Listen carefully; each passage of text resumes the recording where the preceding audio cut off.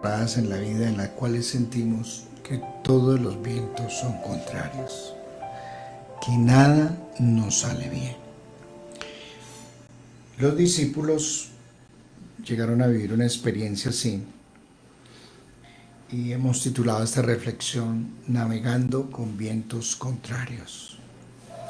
En Mateo 14 encontramos esta historia a partir del versículo 23 de Mateo 14. Despedida la multitud, subió al monte a orar aparte. Y cuando llegó la noche, estaba allí solo. Y ya la barca estaba en medio del mar, azotada por las olas, porque el viento era contrario. Mas a la cuarta vigilia de la noche, Jesús vino a ellos andando sobre el mar. Y los discípulos, viéndole andar sobre el mar, se turbaron diciendo: ¡un fantasma! Y dieron voces de miedo.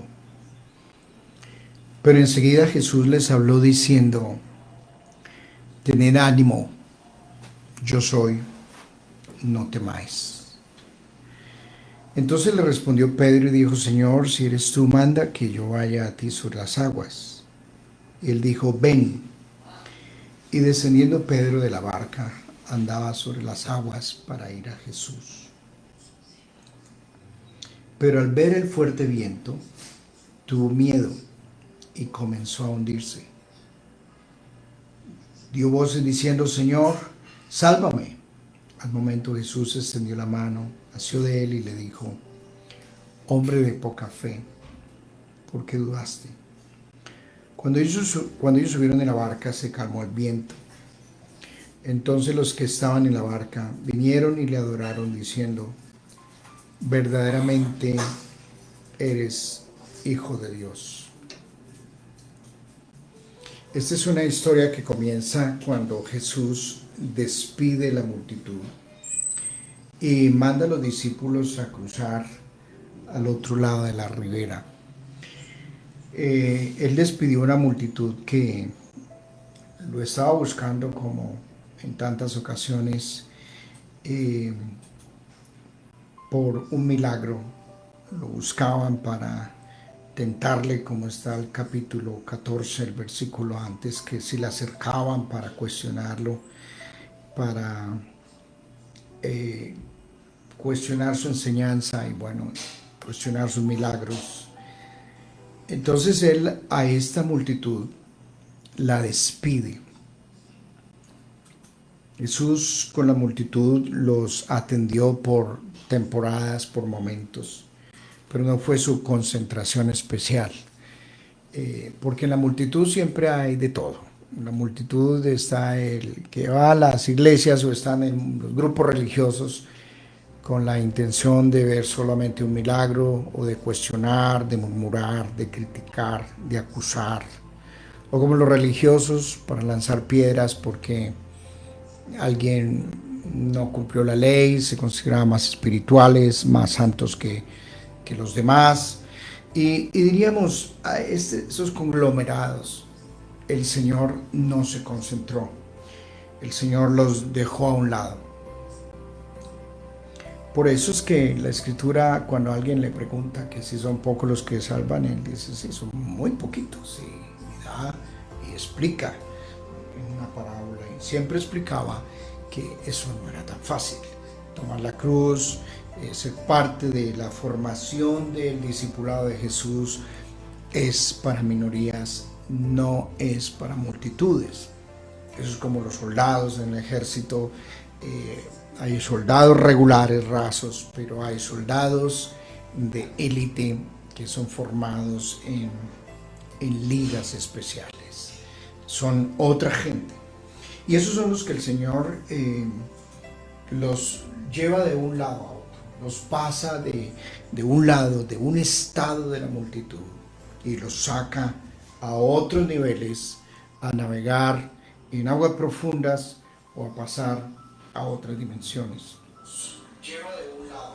Los discípulos ahora están aquí metidos en una experiencia tremenda de formación, de carácter, carácter, de formación de la imagen de Cristo en sus vidas. Y, y las formaciones con el Señor no fueron solo teóricas, fueron formaciones prácticas, donde los metió en experiencias que tenían que ser formados, que sean tallados, tenían que crecer en la fe. Y uno no crece en la fe leyendo libros, uno no crece en conocer al Señor, en experiencias de solamente leer libros o experiencias religiosas. El conocimiento del Señor se da en las experiencias de la vida, en el caminar con Él y pasar por experiencias que son muy difíciles. Nunca habrá tierra prometida sin desierto, y eso es parte de la formación y del crecimiento que todos nosotros tenemos que experimentar en nuestro peregrinaje con el Señor.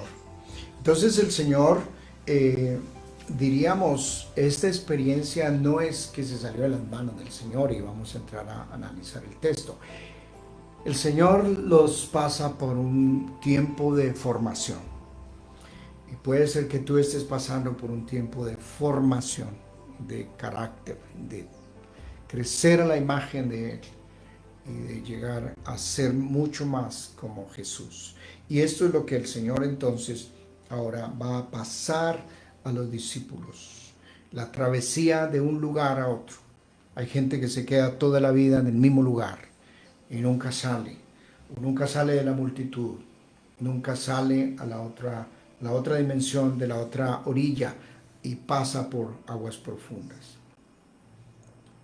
Entonces los discípulos ahora van en un viaje donde se encuentran con vientos contrarios. ¿Y cuáles son los vientos contrarios que ellos experimentan?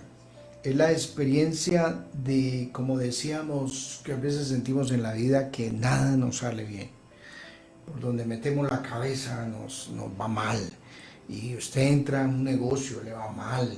Y no sale con la salud, no sale con la vida.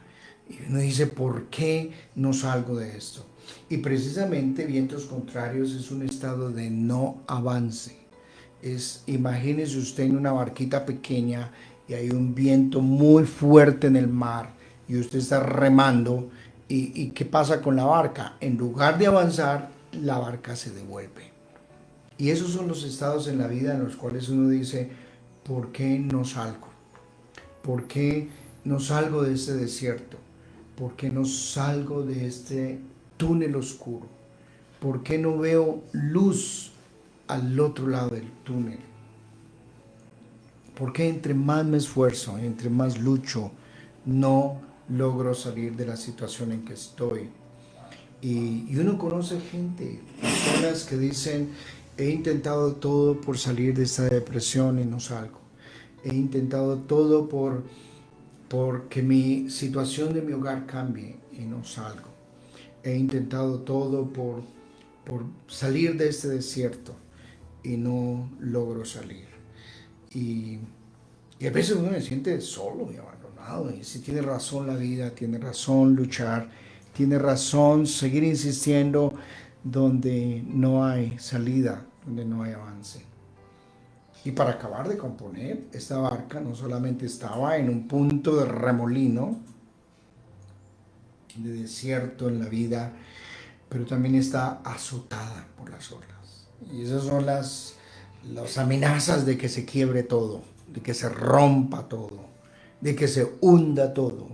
Y esas son las amenazas que uno siente hay veces en la vida, de decir, voy a tirar todo por la borda.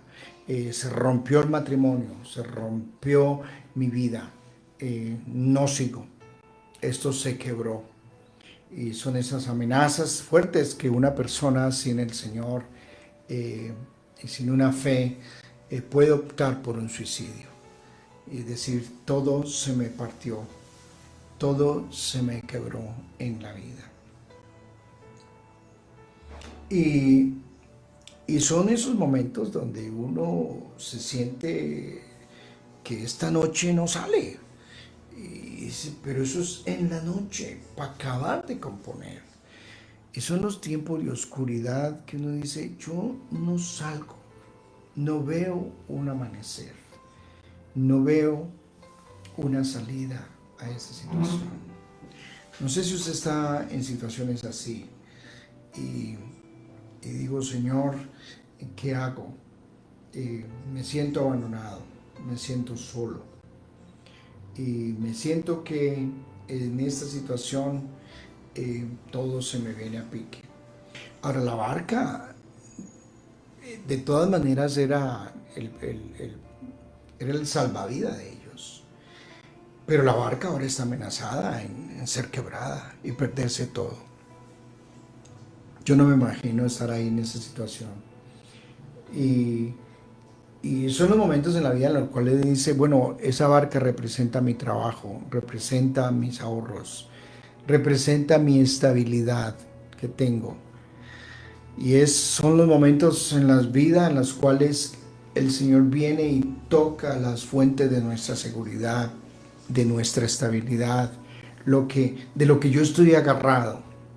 Y, y eso es precisamente lo que está experimentando mucha gente ahora en Colombia, que se siente que, que todo de lo que tiene agarrado, de lo que está agarrado, sus ahorros, su trabajo, su empresa, puede estar en un momento de amenaza y decir esto se puede quebrar, esto se puede partir.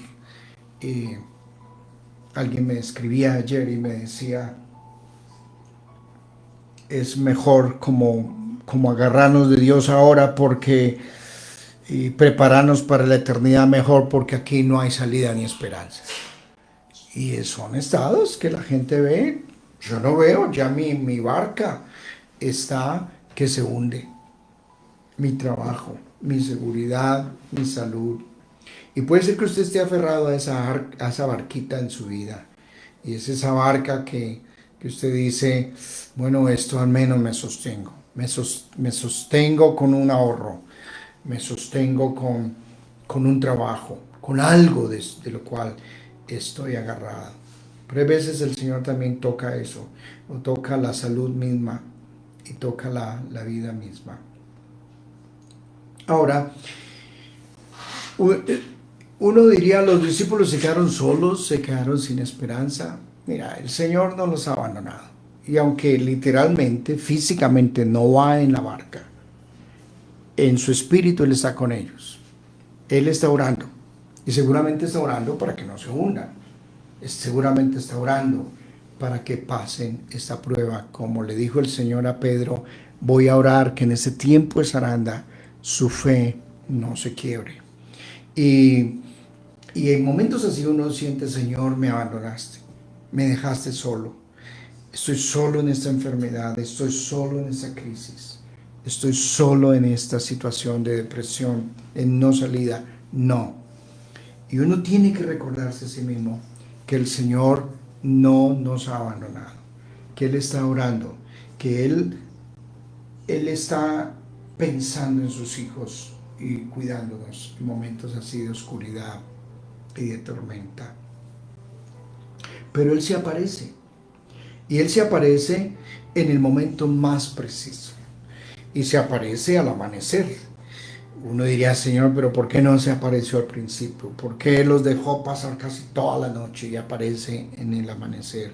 Porque es parte de la formación. Y como dice el Salmo 30, por la noche dura el lloro, pero al amanecer vendrá la alegría. Y hay resurrección, hay un amanecer. A veces uno en su lucha piensa que este problema va a ser para toda la vida y que la oscuridad durará toda la vida, pero no.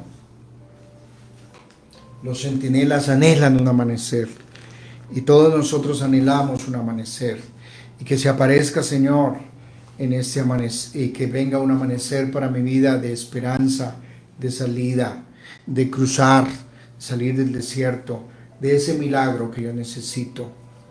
Y el Señor se aparece.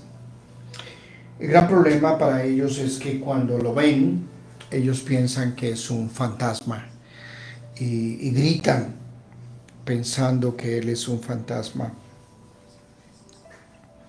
Y esto es la crisis a veces de fe que tienen muchos, que, que su fe está fundamentada en un fantasma, en una aparición, en una sugestión, en algo que le dijeron, pero no algo sólido.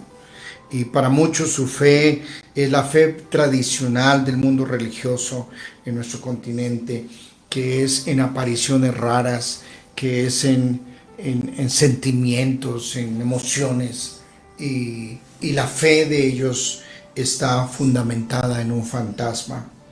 Y desde el primer siglo se creyó que el Señor no había encarnado, que Él era un fantasma. Y la fe para muchos está ahí. Pero Él se aparece para decirles que Él no es un fantasma. Y Él lo que hace es hablarles, fundamentarles la fe en la palabra, en sus promesas, en lo que Él ha dicho. Y en ese momento de crisis les da 3 palabras, 3 declaraciones tremendas que todos necesitamos guardarlas, escribirlas, llevarlas en el corazón. En los momentos más críticos de la vida, lo primero que nos dice es: ten ánimo. Cuando estamos en la oscuridad, lo primero que nos pasa a nosotros es que nos deprimimos, nos desanimamos.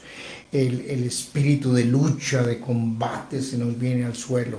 Y son momentos en los cuales sentimos que tiramos la toalla, nos deprimimos, no nos queremos ni levantar.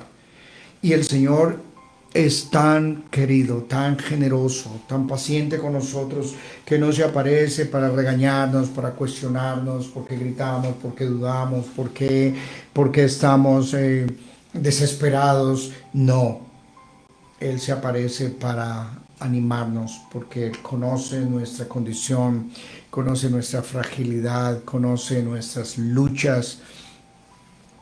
Los de la teología de la prosperidad regañarían a este auditorio y le dirían a ustedes: les falta fe, les falta de todo. Los cuestionaría: usted no declaren esas palabras, usted no digan que están mal.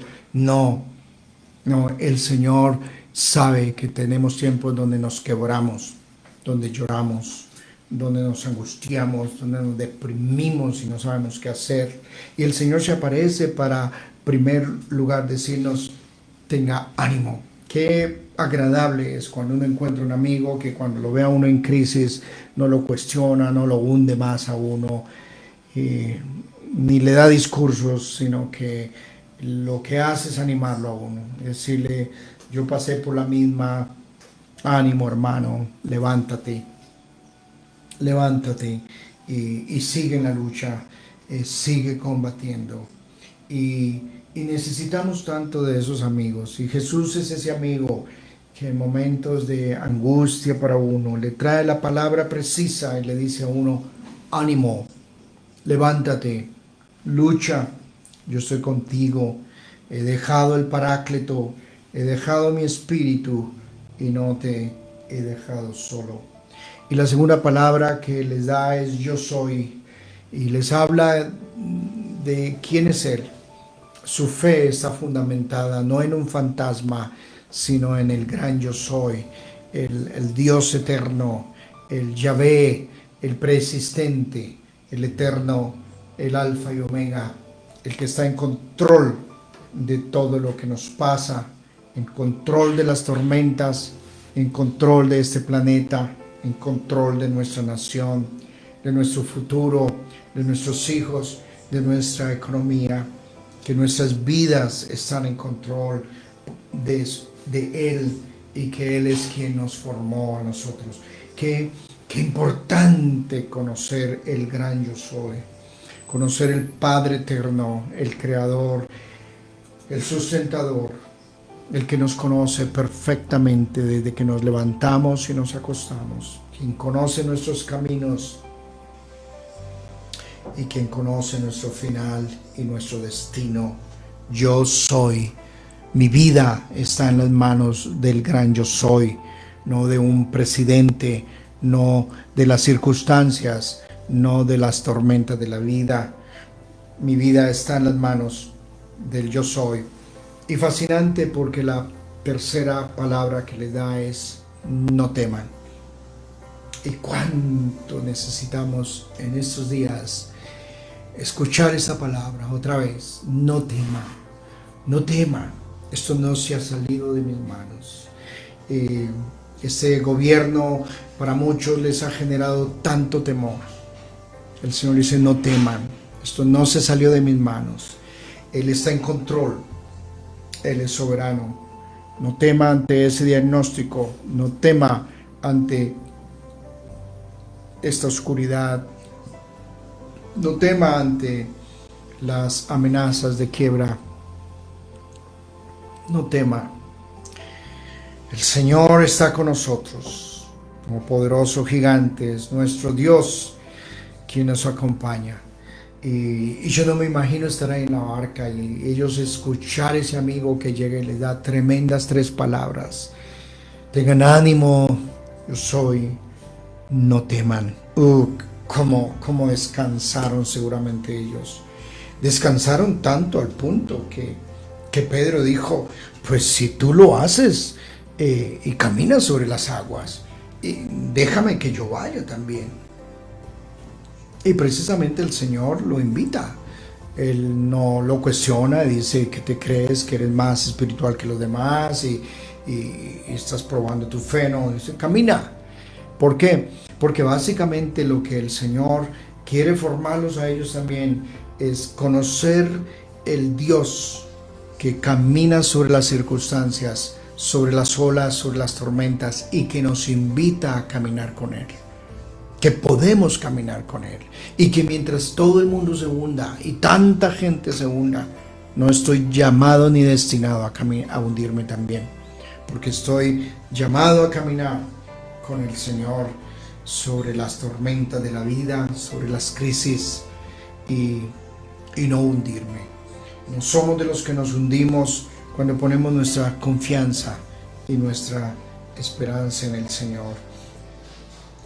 Y aún así, cuando nos estemos hundiendo, porque tenemos los momentos de la vida nuestra en los cuales tenemos momentos de los cuales nos sentimos victoriosos, nos sentimos arriba y caminamos en victoria.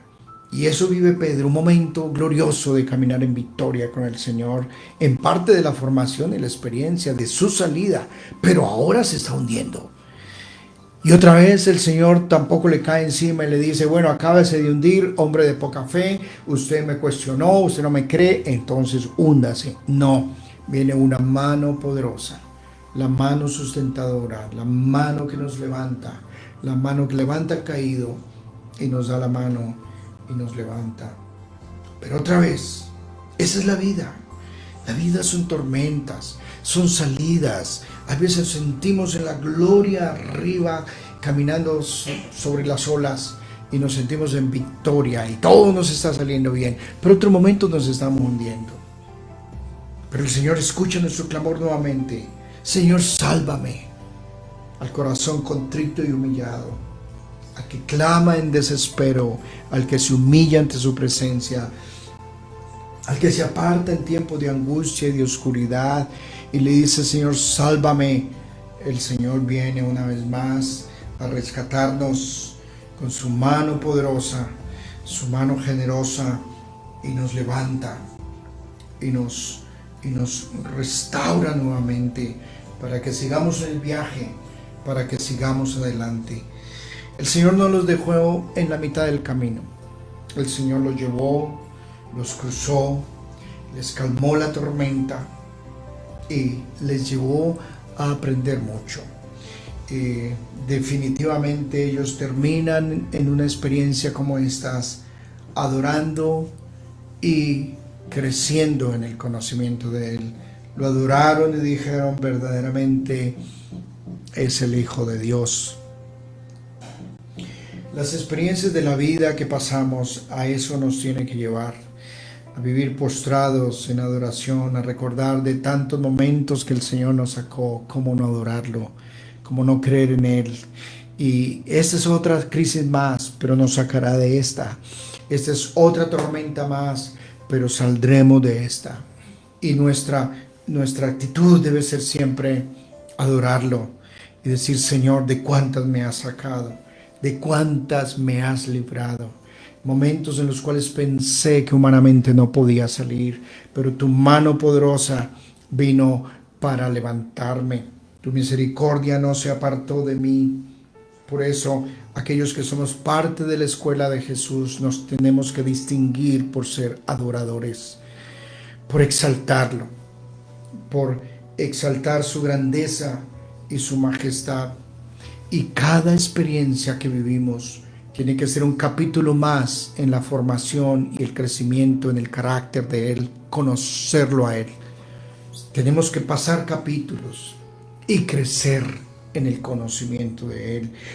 La multitud se queda sin conocerlo, la multitud que va detrás de un milagro, que va criticando, cuestionando, murmurando, que están en otro cuento, ellos no lo conocen.